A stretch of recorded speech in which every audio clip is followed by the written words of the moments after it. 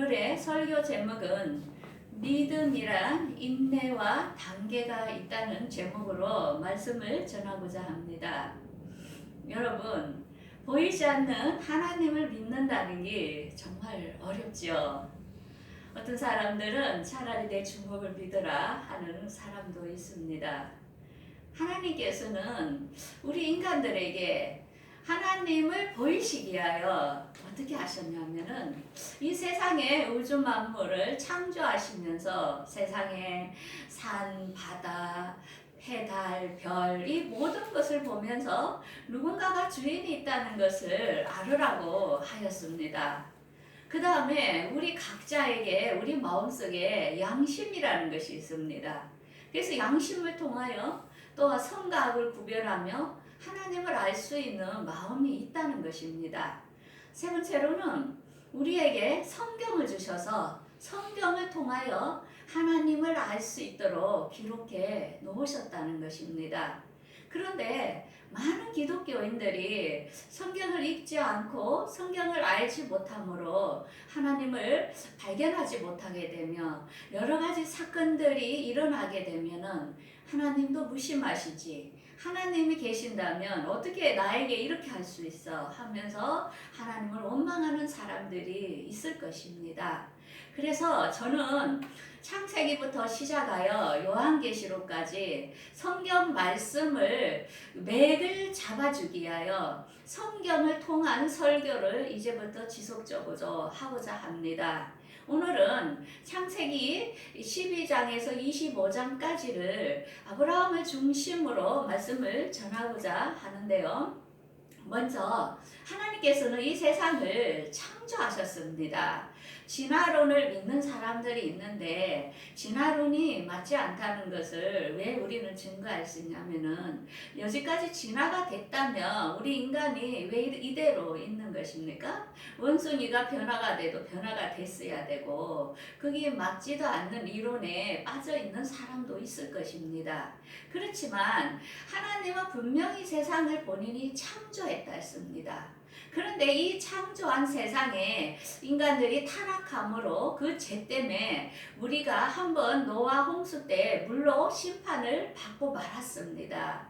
그런데 인간은 또 지속적으로 살다 보면 또 죄를 범하게 되는데 노아 홍수 때 노아 8 식구만 살았는데 그 후손으로 계속 번성되면서 또 사람이 많아지다 보니까 또 바벨탑을 쌓음으로 사람들이 흩어짐을 멸하고자 바벨탑을 쌓았는데 그때에 하나님께서 언어 혼란을 일으킴으로 이제 언어가 통하는 사람들이 이렇게 떨어져서 살게 되었습니다.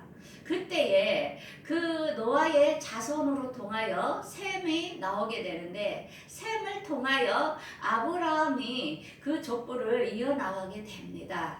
그래서 저는 오늘 이제 아브라함을 통하여 하나님께서 믿음의 조상으로 부르게 된 것을 말씀드리고자 합니다. 하나님 말씀 창세기 12장 1, 2절에 보면은 하나님께서 아브라함 보고 아브라함아 너는 고향 친척 아비집을 떠나 내가 줄 땅으로 가라. 그러면 내가 큰 민족을 이루게 하고 내가 창대하게 하리라. 이렇게 명령을 했습니다. 자, 지금의 지도를 한번 보시면 바벨탑을 쌓던 곳이 어디냐면 지금의 이라크입니다. 이라크 지역에 그 사람들이 바벨탑을 쌓다가 하나님께서 허물었죠. 그런데 아브라함이 그 아버지 데라가 어디로 이사하기를 갔냐면은 하란으로 갔습니다. 그 지도에 빨갛게 하란이 보이죠. 자, 하란으로 가서 거기서 아브라함은 어디로 가라 했냐? 지금의 이스라엘 땅 가나안으로 이동을 하라고 한 것입니다. 지금의 땅 이스라엘이 지금 그 지도에 나와 있듯이 그 세금섬 일로 아브라함이 이동을 했습니다. 세겜에 와서 아브라함이 제단을 쌓고 다시 베델로 옮겼습니다. 그런데 그때에 그 땅에 어떤 일이 있었냐면은 기근이 들었습니다. 기근이 들어서 아브라함이 그 가나안 땅 베델에 있을 수가 없어서 어디로 이제 이동을 했냐면은 지금의 이집트 땅 애굽으로 이렇게 이민을 간 것입니다. 아브라함이 그 조카 룻을 데리고 아내 사라와 함께 애굽으로 갔는데 아브라함의 부인이 너무나 예뻤던가 봅니다. 그때 당시에 아브라함 나이가 75이었고 아내 사라가 그 65쯤 될 건데 그 나이에도 아주 이뻤나 봅니다.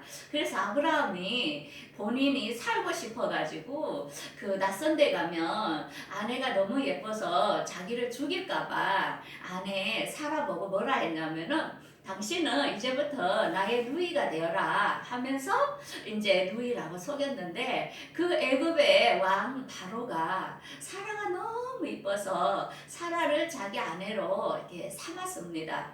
그래서 아브라함에게 많은 그 물건 재물을 이렇게 아브라함에게 주었는데 근데 하나님께서는 그걸 다 보고 계시더만 그 바로에게 그 사라는 남편의 있는 몸이라 건들지 마라. 그 아내를 건드리면 너에게 재앙이 임할 것이라 하면서 경고를 했습니다. 그 바로가 놀래가지고 아브라함을 불러가지고 왜 당신이 나를 속이냐? 이 당신의 아내라면서 그때 아브라함이 실제로 사라는 이북 동생이기 때문에 그 나의 누이가 맞다면서 그렇지만 혹시나 나를 죽일까봐 이게 말을 했다고 이렇게 이야기를 합니다. 그래서 여러분 남편들을 다 믿으면 안 됩니다. 남편들은 불리할 때 이렇게 여자를 팔아먹을 수도 있다는 것을 알아야 됩니다. 그래 이제 그 아브라함은 그 바로 때문에 아내 때문에 재산을 잔뜩 얻었습니다. 잔뜩 얻어가지고 다시 베델로 돌아오게 되었는데 이제 이렇게 불로소득 내가 노력하지 않고 얻은 이 불로소득이 문제가 된 것입니다. 이렇게 재산이 많다 보니까 데리고 간 조카 룻하고 같이 있을 수가 없는 거예요. 이제 같이 거주하기에는 땅이 너무나 좁았겠죠.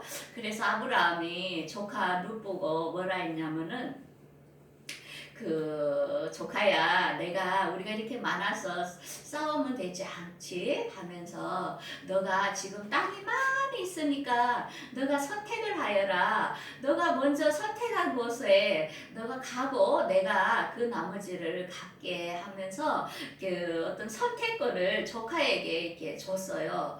그러니까 그 롯이 보니까 저 소돔과 고모라 땅 지금 보이지요? 지금이 이스라엘의 사해바다 있는 쪽입니다. 그쪽으로 보니까 굉장히 이렇게 기름지고 풍성하고 너무 좋아 보이는 거예요. 물도 있고. 그래서 그곳을 선택해서 이렇게 조카가 갔습니다. 그래 이제 그 아브라함하고 이제 떨어지게 되었죠. 근데 이곳에 사건이 벌어진 겁니다. 이 소돔과 고모라 땅 조카가 간 그 땅에 전쟁이 일어났습니다. 북방한 4명과 또 남방한 5 왕이 싸움이 일어나면서 조카를 이렇게 잡아간 겁니다. 이 사실을 안 아브라함이 그 조카를 구하기 위해서 지금 그 밑에 있는 소돔과 고모라 있는 그 땅에서 저 위에 지도에 보면 빨간색으로 있죠. 단까지 318명 자기 집에 기르는 군사를 데리고 그들을 추격해 간 것입니다. 밤에 가가지고 그들을 죽이고 조카와 사로잡아간 사람들을 다시 이렇게 데리고 왔습니다. 정말로 아브라함이 이 조카에게 모든 걸 양보하고 자기 생명까지도 아낌없이 이렇게 투자했던 그런 희생을 우리는 아브라함을 통하여 볼 수 있습니다. 그때 아브라함 마음이 얼마나 섭섭했겠습니까? 그런데 이것들을 하나님은 다 보고 계셨다는 것입니다. 그러더만 하나님께서 밤에 아브라함을 이렇게 바깥으로 이끌면서 아브라함아 하늘을 보아라. 저렇게 셀 수 없는 별처럼 내가 너의 자손을 너에게 주리라. 이렇게 하니까 정말로 아브라함 나이가 그때 75인데 그걸 의심치 않고 하나님이 주실 것을 믿었다는 것입니다. 그 믿음을 하나님께서는 의로 여기셨다고 이렇게 이야기를 나옵니다. 그러면서 아브라함이 이 약속을 어떻게 증거를 하실래요? 하니까 하나님이 짐승을 가져와라. 그래서 짐승을 두 개로 딱 나눠가지고 그 이스라엘은 언약을 할 때에 이렇게 짐승을 잡아 반을 딱 가릅니다. 그래서 만약에 이걸 어길 때에는 이렇게 반으로 짜게서 죽일 수 있다는 그런 건데, 그러면서 짐승을 딱 놓고 그때에 햇불이 확 지나가면서 불로 이렇게 태웠던 것들을 이렇게 언약을 하나님께서는 약속을 했다는 것입니다. 그런데 이 일이 자손이 빨리 그렇게 태어났으면 되는데 가망이 없는 겁니다. 10년이 흘러도 아무런 반응이 없는 것입니다. 여러분, 믿음이라는 것은 이렇게 힘이 듭니다. 하나님이 금방 해주면 될 건데 이게 뜸을 들입니다. 그러니까 그 아브라함의 아내 그 사레가 여보 내가 애굽에서 데리고 온 이그 하갈 있죠. 시녀 하갈을 당신이 동침해서 아들을 낳으세요. 아무래도 나에게는 가망이 없는 것 같습니다. 하면서 그 애굽에서 데려온 시녀와 동침을 함으로 하갈이 태어나게 되는데, 아기가 태어났는데 그 아이 이름이 누구냐? 이스마엘입니다. 이때에 아브라함이 아주 큰 실수를 한 것입니다. 우리가 지금 중동에 이슬람교 해서 중동 지역에 계속 이스라엘과 싸움이 일어나는 게 원인이 여기에 있습니다. 배다른 자녀가 태어난 겁니다. 우리가 살다 보면 배다른 자녀를 남자들이 바람을 피워서 낳기도 하죠. 과연 행복한 사람이 몇 명이나 됩니까? 이렇게 비극을 맞이한다는 것입니다. 그렇지만 하나님은 인간의 실수에도 하나님께서는 또한 끊임없이 사랑을 베푸시는 것을 알 수 있는데, 그 뒤로부터 하나님께서는 또 13년이라는 긴 세월을 침묵을 하십니다. 그때 아브라함 마음은 얼마나 애가 탔겠습니까?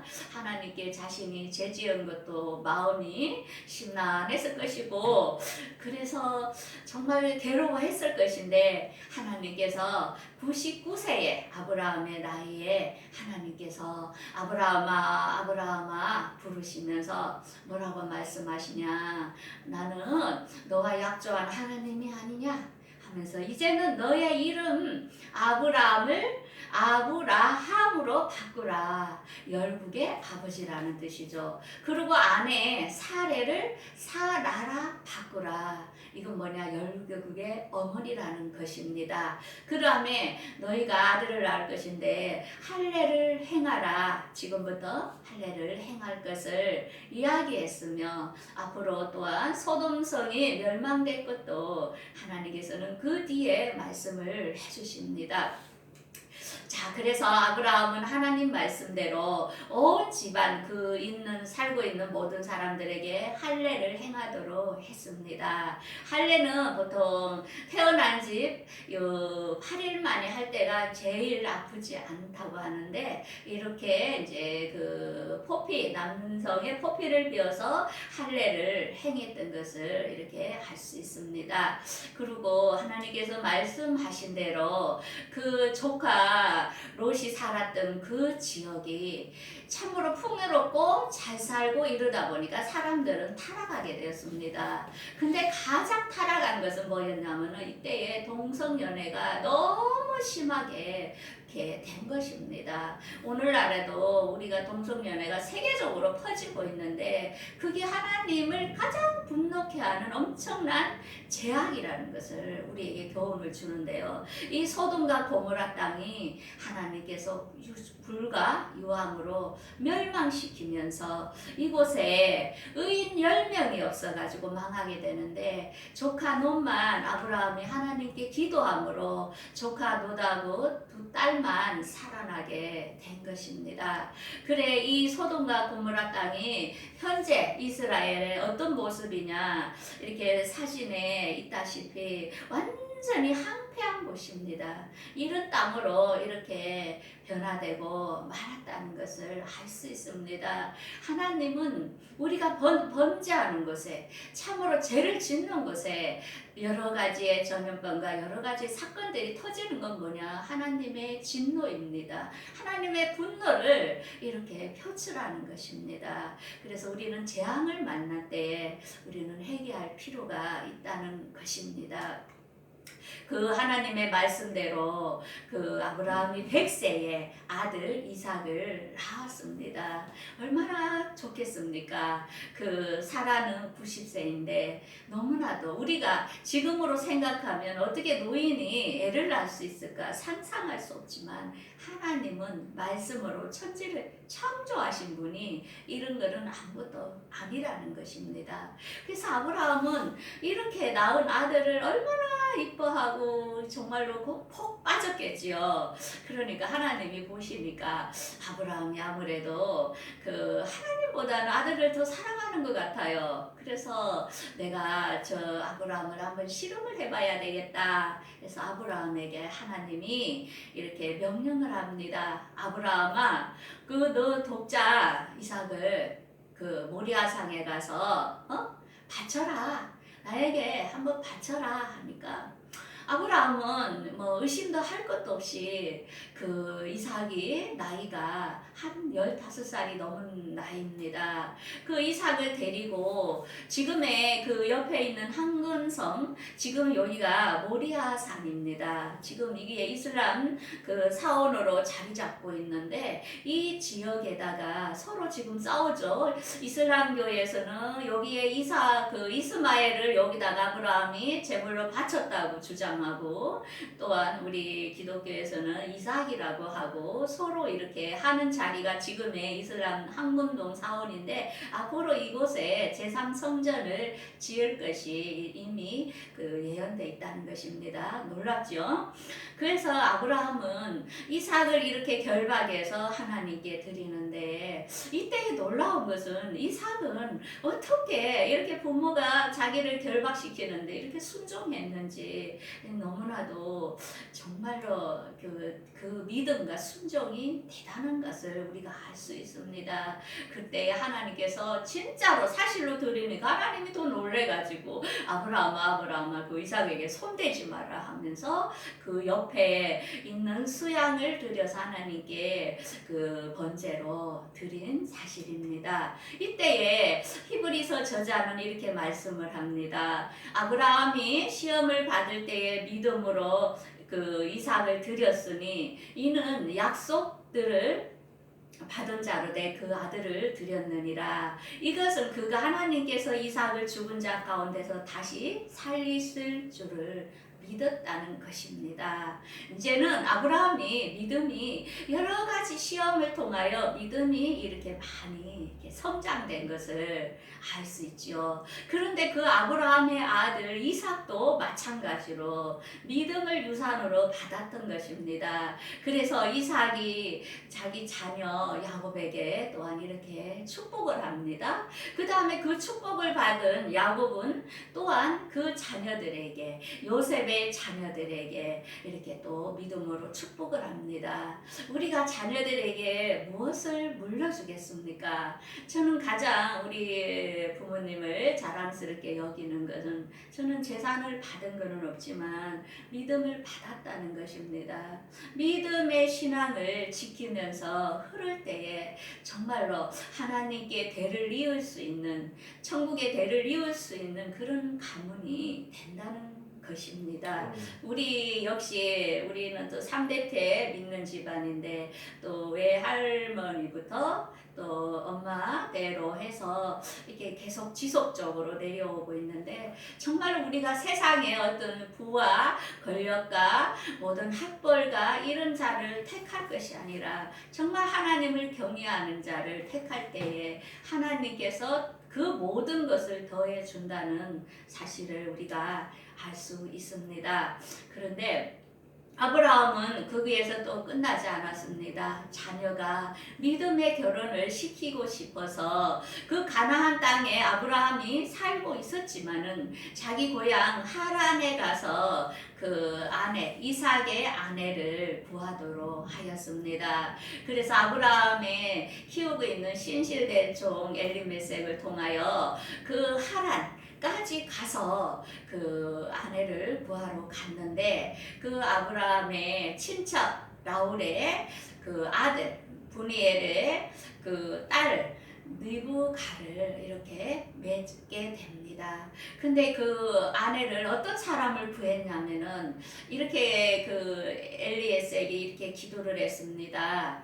하나님, 제가 가거든 하나님께서 저에게 물을 주고 또한 낙타들에게도 물을 줄 수 있는 그런 여인을 만나게 해주세요. 그러면 저는 그가 이삭의 아내인 줄 알겠습니다. 하니까 딱 그곳에 기도하고 갔는데 금방 이런 여인이 나타난 것입니다. 솔직히 이렇게 남자에게 물을 주기도 부끄러운데 그 데리고 온 짐승에게도 물을 준다는 것은 얼마나 마음이 여유롭고 배려가 깊은 여성이라는 것을 알 수 있지요.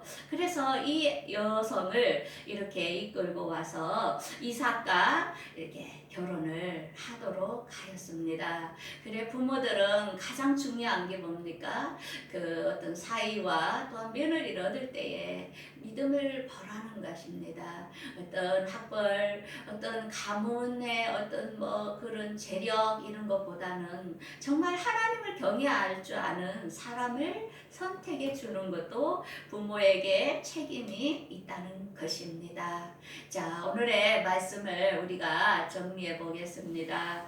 먼저 믿음의 조상 아브라함에게도 허물이 있다는 것입니다. 이 세상의 모든 사람은 죄가 있다는 것입니다. 잘하는 것도 있지만은 누구나 다 우리가 다 죄를 가지고 있다는 것입니다. 만약에 우리가 의인으로서 행위로서 구원을 받는다면 우리가 하나님께 자랑할 것이 있겠지요. 그런데 하나님께서는 믿음으로 의롭다 하심을 얻었다는 것입니다. 근데 유대인들은 이렇게 이야기하는 사람이 있다는 거죠. 할례를 받아야만이 율법을 지켜야만이 구원을 받는 거지 무슨 믿음으로 구원을 받는다고 이렇게 대적하는 사람이 있는데 아브라함이 할례를 받기 전에 하나님을 먼저 믿음으로 의로 여겼다 했습니다. 그래서 할례하고는 관계가 없다는 것입니다. 여러분들 우리는 예수 그리스도를 믿습니까? 우리가 죄인 됐을 때에 예수님께서 우리 죄를 위하여 죽어 주셨다는 것입니다. 여러분들 이 말씀이 믿어질 때에 여러분들은 구원을 받게 된다는 것입니다. 우리가 목격하지 않았지만 보지 않았지만 우리가 자녀를 보면은 내가 너를 낳았어 하면은 자녀는 그냥 그대로 받아들이는 것이 믿음입니다. 왜? 믿어지기 때문입니다.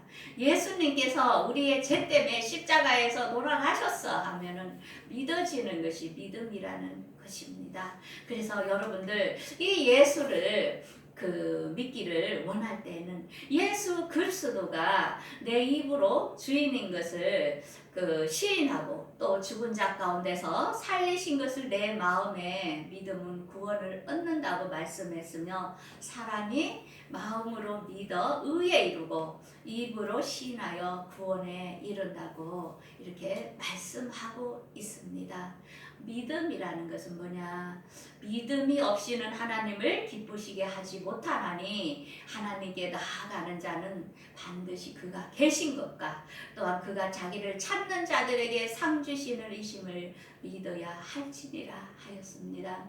저는 아가씨 때 이 말씀이 너무나도 좋았습니다. 하나님을 알고 나니까 하나님 그 크신 분이 있는데 이 하나님이 계신 것을 확실히 알게 되니까 기도하게 되더라고요. 그래서 그때에 엄청난 기도를 하나님께 드렸습니다. 하나님 저는 이것이 되고 싶고 저것이 되고 싶고 너무나 할 것이 너무나 많습니다. 하니까 뭐부터 해야 되나요? 제가 뭘 선택해야 되나요? 거예요. 하면서 이제 그때 고민된 것을 그때 담당하던 전도사님께 이렇게 말씀을 드리니까 그 전도사님이 아니 다 하시면 되죠. 뭐 그렇게 고민을 합니까? 그래서 저는 그때 맞다. 뭐 고민할 게 뭐 있냐. 우리가 이 세상에서 사는 동안이 끝인데 열심히 하고 싶은 거 하면서 살아보자 하면서 여러 가지를 제가 공부를 했던 그 시간들이었습니다. 자, 여러분들 이제 우리가 우한 폐렴 때문에 지금 많이 놀라고 있지요. 근데 하나님께서는 여러분들에게 말씀하십니다. 우리 다 함께 화면의 말씀 함께 읽겠습니다. 너희 중에 고난 당하는 자가 있느냐 그는 기도할 것이요 즐거워하는 자가 있느냐 그는 찬송할지니라. 그러므로 너희 죄를 서로 고백하며 병 낫기를 위하여 서로 기도하라. 의인의 강구는 역사하는 힘이 많으니라. 하나님께서 여러분들에게 말씀하십니다. 이번 주에 여러분들 고난당하는 일이 있으면 기도하고 또한 하나님께 찬송하고 또한 여러분들 중에 누가 아픈 자가 있을지라도 여러분들의 죄를 구하면서 병 낫기를 위하여 간구하며 믿음으로 승리하는 여러분들의 삶이 되기를 바라겠습니다. 기도하겠습니다.